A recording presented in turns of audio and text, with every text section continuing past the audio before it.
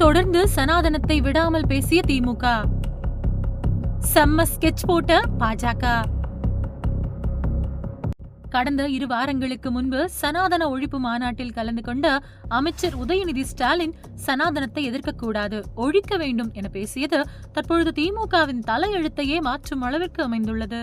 திமுக, காங்கிரஸ், திரிணாமுல் காங்கிரஸ், ஆம் ஆத்மி, சிவசேனா உள்ளிட்ட கட்சிகள் இணைந்து INDA கூட்டணியை உருவாக்கி இருக்கும் இந்த நேரத்தில், அதுவும் குறிப்பாக மத்திய பிரதேஷ் உள்ளிட்ட 5 மாநில சட்டசபை தேர்தல் வரும் இந்த நேரத்தில் உதயநிதி சனாதனத்தை ஒழிக்க வேண்டும் என பேசியது திமுக அங்கம் வகிக்கும் INDA கூட்டணிக்கு எதிராக திரும்பிவிட்டது. இந்த நிலையில் திமுக இதுவரை பிரிவினைவாதம் மற்றும் சனாதன எதிர்ப்பு என பேசிய அனைத்தையும் மொழிபெயர்ப்பு செய்து இந்தியா முழுவதும் கொண்டு செல்ல பாஜக முடிவெடுத்து ஒரு வீடியோவை வெளியிட்டுள்ளது.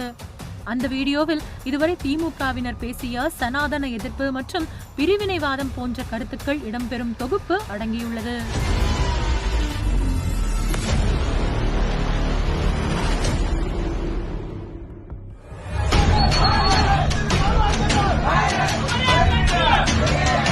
இதை தாண்டி போனால் நம்ம என்ன செய்ய முடியும்? திரும்ப அப்புறம் தனிநாடு தாங்க. தள்ளிவிடாதீர்கள், தனிநாடு கேட்க எங்களை விட்டு விடாதீர்கள். டெங்கு காய்ச்சல், மலேரியா, கொரோனா இதையெல்லாம் நம்ம எதிர்க்க கூடாது, ஒழித்து கட்ட வேண்டும்.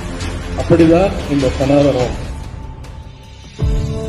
लंबी लड़ाई के बाद जब 15 अगस्त 1947 को भारत माता ने अपनी गुलामी की बेड़ियां तोड़ी तो पूरा देश स्वतंत्रता के पवित्र क्षण का जश्न मनाने के लिए उमड़ पड़ा।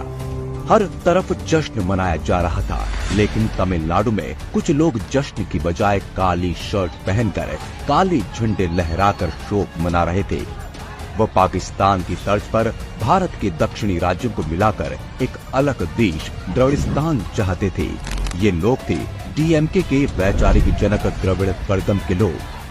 भारत के आजाद होने के 2 साल बाद 17 सितंबर 1949 को जब एक राजनीतिक दल के रूप में द्रविड़ मुनेत्र कड़गम यानी DMK की स्थापना हुई तो उन्होंने भारत को तोड़कर द्रविड़ नाडु के नाम से एक अलग देश की मांग को अपने राजनीतिक आंदोलन का मुख्य एजेंडा बना लिया। वे अपने विभाजनकारी एजेंडे को फैलाने के लिए हर गली हर नुक्कड़ में घूमे। वे जो चाहते थे वह था नस्ल के आधार पर भारत का एक और दर्दनाक विभाजन। साल बीतते गए, DMK तमिलनाडु की उस भूमि पर खुलेआम अपने जहर के बीच बोती रही जहां भारत की गौरवान्वित सभ्यता मिलती है। आधिकारिक समाचार पत्र द्रविड़ नाडु में तो DMK ने यह भी घोषणा कर दी कि वे जल्द ही अपनी विभाजनकारी योजना को संयुक्त राष्ट्र में ले जाएंगे। DMK की इन गतिविधियों से परेशान होकर साल 1962 में अटल बिहारी वाजपेयी जी ने कहा था कि एक मजबूत देशद्रोह के कानून की आवश्यकता है और विभाजन की मांग करने वाले लोगों और संगठनों से कानूनी रूप से निपटना आवश्यक है। अटल जी ने कहा था कि भारतीयों ने पूरे देश की आजादी के लिए लड़ाई लड़ी थी, किसी एक क्षेत्र की आजादी के लिए नहीं। 1962 में चीन के साथ युद्ध समाप्त होने के बाद भारत सरकार एक कानून लेकर आई जिसने अलगाववादी मांगों वाले किसी भी राजनीतिक दल पर प्रभावी रूप से प्रतिबंध लगा दिया। तमिलनाडु के भीतर कम होते जन समर्थन और नई दिल्ली के दबाव के कारण 1963 में DMK ने आखिरकार अपनी विभाजन की मांग छोड़ दी। 1976 तक लगभग 7 सालों तक शासन करने के बाद M करुणानिधि सरकार के खिलाफ बड़े पैमाने पर भ्रष्टाचार के आरोपों ने तमिलनाडु राज्य को हिलाकर रख दिया। रातों रात DMK सरकार को बर्खास्त कर दिया गया और DMK को स्वतंत्र भारत में भ्रष्टाचार के कारण बर्खास्त होने वाली पहली और एकमात्र सरकार होने का गौरव प्राप्त हुआ। प्रधानमंत्री इंदिरा गांधी ने भ्रष्टाचार के आरोपों की जांच के लिए सरकार या आयोग का गठन किया। जितनी चतुराई से इस घोटाले को किया गया था उसे देखकर न्यायमूर्ति सरकारिया ने इसे वैज्ञानिक भ्रष्टाचार बताया था। इंदिरा गांधी के खिलाफ आक्रोश से भरी DMK ने अक्टूबर 1977 में इंदिरा गांधी की मदुरै यात्रा के दौरान उन पर पथराव किया। इस दौरान इंदिरा गांधी घायल हो गई। इंदिरा गांधी के खून बह रहा था। கருப்பு கொடி காட்டுவது என்ற பெயரால் இரும்பு குழாய்களில் கொடிகளை கட்டிக் கொண்டு வந்தார்கள். சோடா பாட்டில்கள் வீசப்பட்டன. என்ன செய்வதென்று தெரியாமல் திகைத்து போய் உடனடியாக அன்னை இந்திரா காந்தி அவர்கள் கையை பிடித்து இழுத்து சீட்டில் படுக்க வைத்து அவர் அமர்ந்து அந்த தலானியை தூக்கி அவர் மேல் போட்டு அதற்கு மேல் நான் சாய்ந்து படுத்துக் கொண்டேன். जब पत्रकारों ने इंदिरा गांधी पर हमले के बारे में करुणानिधि से सवाल किया तो करुणानिधि ने मर्यादा तार कर दी और अभद्र भाषा का प्रयोग करते हुए कहा कि महिलाओं को विभिन्न कारणों से रक्तस्राव होता है।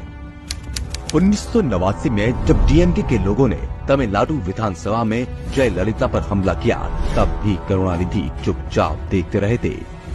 डीएमके कितनी खतरनाक है इस बात का अंदाजा इसी बात से लगाया जा सकता है कि राजीव गांधी की हत्या के बाद न्यायमूर्ति MC जैन ने तमिलनाडु में LTTE की अनियंत्रित गतिविधियों के लिए डीएमके और उसके नेता करुणानिधि को दोषी ठहराया और इस कारण 1991 में एक बार फिर डीएमके सरकार बर्खास्त हो गई। 90 के दशक के अंत में करुणानिधि ने MK स्टालिन को वैज्ञानिक भ्रष्टाचार करने में पारंगत करना शुरू किया। करुणानिधि से गुरु मंत्र सीखकर स्टालिन मेयर से उप मुख्यमंत्री तक पहुंच गए और परिवार के भीतर सभी प्रतिस्पर्धा को खत्म कर धीरे धीरे करुणानिधि के उत्तराधिकारी बन गए। पिता पुत्र की जोड़ी ने विभिन्न भ्रष्ट शासन चलाए जब तक कि 2009 में पूरे देश को हिलाकर रख देने वाले 2G घोटाले के बाद डीएमके की किस्मत फिर से खराब नहीं हो गई। कांग्रेस सरकार में शामिल डीएमके ने कांग्रेस के साथ मिलकर कई हजार करोड़ का घोटाला किया था। करुणानिधि का 2018 में निधन हुआ तो स्टालिन को उनके उत्तराधिकारी के रूप में चुना गया। MK स्टालिन के नेतृत्व में डीएमके बद से बदतर स्थिति में पहुंच गई है।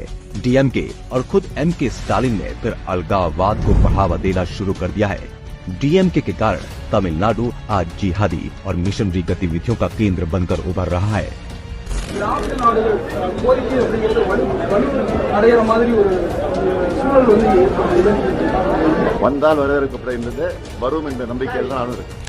भारत माता को बीमार बताने वाले दागी जॉर्ज पोनैया जैसे लोग डीएमके कांग्रेस के घमंडिया गठबंधन के खुले समर्थक हैं।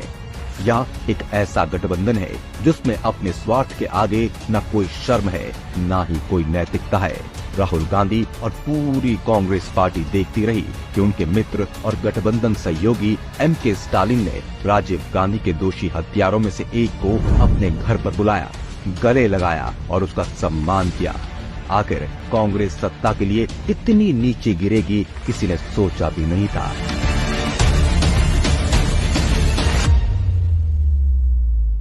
இந்த வீடியோவை பார்த்த அறிவாலயம் ஆடிப்போயுள்ளது. இப்படிப்பட்ட வீடியோ விரைவில் நாடு முழுவதும் செல்லும் பட்சத்தில் கண்டிப்பாக INDA கூட்டணியிலிருந்து திமுக துரத்தப்படலாம். அந்த அளவிற்கு இந்த வீடியோவால் அரசியல் மாற்றம் நடக்கும் என அரசியல் விமர்சனங்கள் எழுந்துள்ளது. சனாதனத்தை ஒழிக்கிறேன் என தேசிய அளவில் கட்சியையே ஒழித்துவிட்டார் உதயநிதி என விமர்சனங்கள் இப்போது எழுந்துள்ளது.